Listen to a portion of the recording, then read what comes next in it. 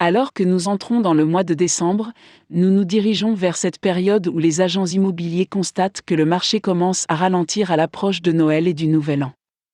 Acheter une propriété alors que vous êtes occupé à trouver des cadeaux de Noël pour vos proches peut constituer un double problème pour les acheteurs potentiels, si bien que beaucoup d'entre eux se contentent de hausser les épaules et d'attendre que le stress de la saison des fêtes soit passé pour recommencer leurs recherches dès le début du mois de janvier.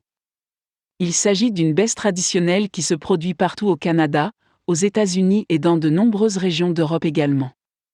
Certains acheteurs potentiels recherchent activement une propriété depuis l'été.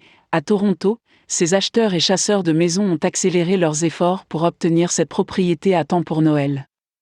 C'est pourquoi il y a eu une ruée vers l'achat au cours des mois d'octobre et de novembre. La situation est certainement favorable aux vendeurs. Une propriété s'est récemment vendue 785 000 € dans le district scolaire de Franklin, à Toronto, après avoir été initialement mise sur le marché pour 650 000 €.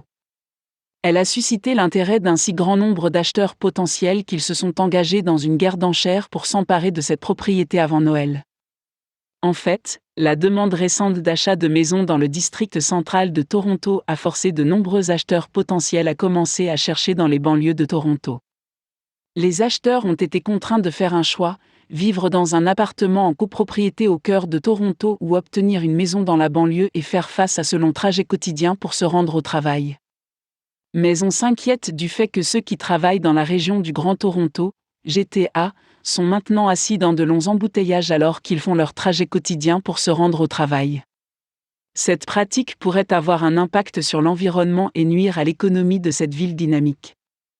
Le coût moyen d'une maison dans la région du Grand Toronto s'élève actuellement à 539 000 €, soit un peu plus de 11% de plus que l'année dernière à la même époque.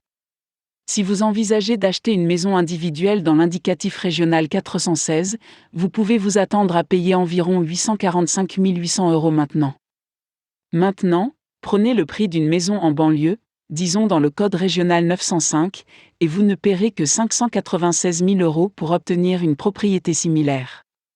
Même les appartements en copropriété coûtent en moyenne 120 000 € de plus s'ils sont achetés en ville que si vous les achetez en banlieue.